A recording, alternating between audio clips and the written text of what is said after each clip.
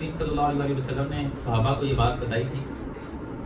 آپ نے فرمایا تھا کہ قیامت کے دن کچھ لوگ ہوں گے جو نا نور کے ممبروں پر ہوں گے اور دوسرے انبیاء ان پر رشک کریں گے اور وہ نبی نہیں ہوں گے. یعنی جو نور کے ممبروں پر کچھ لوگ جو ہوں گے نا وہ نبی نہیں ہوں گے, لیکن ان کا وہ مقام اور مرتبہ دیکھ کر نبی ان پر رشک کریں گے. تو صحابہ بڑے حیران ہوئے, ایسا کیسے ہو سکتا ہے؟ غیر نبی کے اوپر نبی رشک کرے, وہ کیا مقام ہوگا؟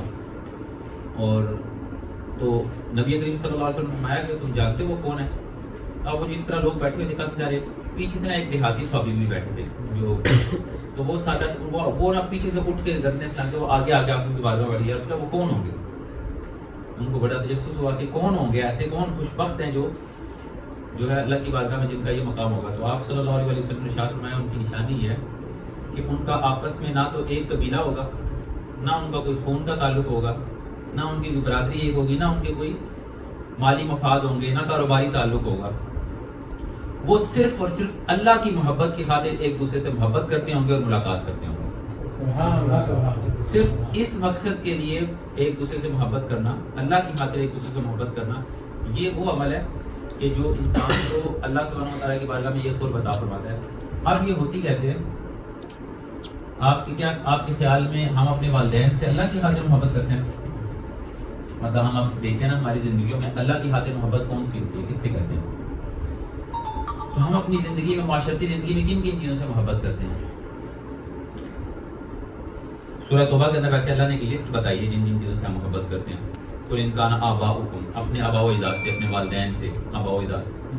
تو کیا ہم سے اللہ کی خاطر محبت ہوتی ہے؟ نہیں, اس لیے ہوتی ہے کہ وہ ہمارا خون ہے, ہم ان کا خون ہے بلکہ, تو وہ ہمارے آبا و اجداد ہیں, ان سے ایک خاندانی ایک جو ہے نا تعلق اور نسبت کی وجہ سے ان سے محبت ہوتی ہے. اور والد والدین ان سے محبت ہوتی ہے کیونکہ ان کے ہمارے بڑے احسانات ہیں, بڑی محبتیں ہیں, ہمارے والدین ہیں, اللہ نے ان کی ہمارے دل میں ایک تعلق ڈالا ہے, اس وجہ سے ان سے محبت اور تعلق ہوتا ہے. پھر ہماری اولاد سے محبت اللہ کی خاطر ہوتی ہے؟ نہیں, اولاد سے محبت بھی خالصتاً اللہ کی خاطر نہیں ہوتی, بلکہ اس کے اندر وہ جو والد ہونے کا یا والدہ ہونے کا یا جو والدین ہونے کا اللہ نے قلب کے اندر جو جذبہ ڈالا ہے, جو محبت ڈالی اللہ نہیں ہے, اس میں کوئی شک نہیں ہے اور یہ منع بھی نہیں ہے. لیکن یہ محبت بھی خالصتاً اللہ کی خاطر نہیں ہے, بلکہ بہت سا مفاد ہے. بچپن میں یہ کہ اس بچے کی حفاظت ہو, اس کا مستقبل اچھا ہو, اس کے لیے بندہ کوشش کرتا ہے, بڑا ہوتا ہے تو بندہ پھر یہ توقع کرتا ہے کہ اب یہ میرا خیال رکھیے. تو اس محبت کے اندر بہت ساری مفاد شامل ہیں. اسی طرح اپنے اساتذہ سے محبت, اپنے دوست احباب سے محبت, کوئی بھی محبت ایسی نہیں ہے جس کا مقصد خالصتاً اللہ کی خاطر ہو. حتیٰ کہ اپنی بیوی سے محبت, یہ سب محبتیں ان کے اندر مفاد شامل ہیں. تو پھر اللہ کی خاطر محبت کون سی ہوتی ہے؟ سیدنا موسیٰ علیہ السلام, یہ حدیث مبارکہ روایت ہے کہ سیدنا موسیٰ علیہ السلام ایک مرتبہ اللہ کی بارگاہ میں کلام کے لیے حاضر ہوئے. تو اللہ نے پوچھا, اے موسیٰ بتاؤ کوئی ایسا عمل بتاؤ جو تم نے میرے لیے کیا. تو سیدنا موسیٰ نے عرض کی, یا اللہ میں نے نمازیں پڑھی ہیں, میں روزے رکھتا ہوں, میں تیری راہ میں خرچ کرتا ہوں, تسبیحات کرتا ہوں, تیرا ذکر کرتا ہوں, یہ سب میں تیری خاطر کرتا ہوں.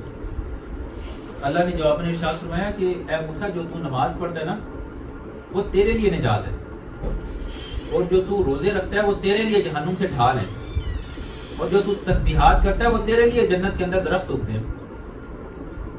تو یہ سارا کچھ تو تیرے لیے ہے, وہ عمل بتا جو تو نے میرے لیے کیا.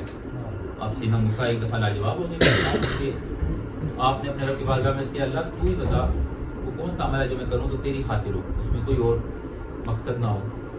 تو جواباً اللہ نے ارشاد فرمایا, اے موسیٰ کیا میری محبت کی خاطر کسی میرے دوست سے دوستی کی ہے؟ دوست عربی میں کہتے ہیں ولی کو, اس روایت کے عربی کے الفاظ ہے ولی. کیا میرے کسی ولی سے دوستی کی ہے, میرے دوست سے دوستی کی ہے؟ اور کیا میری محبت کی خاطر میرے کسی دشمن سے دشمنی کی ہے؟ یہ ایک ایسا عمل ہے جو فقط اللہ کی خاطر ہوتا ہے.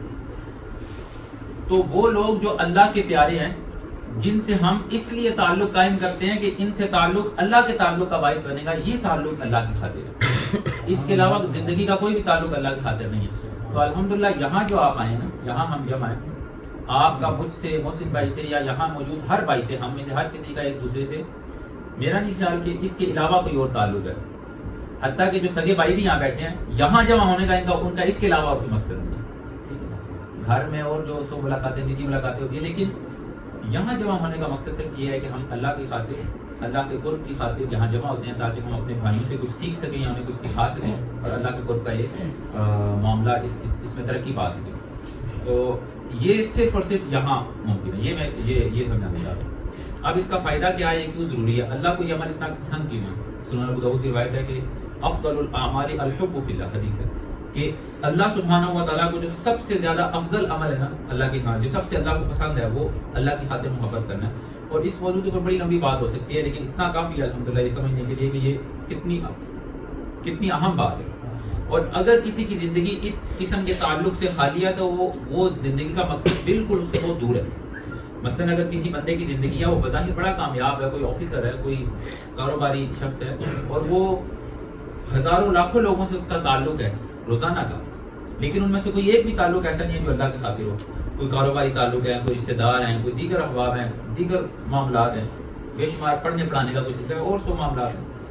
اگر کسی کی زندگی میں ایسا کوئی تعلق شامل نہیں ہے تو وہ اپنی مقصد زندگی کو حاصل کرنے سے بہت دور ہے.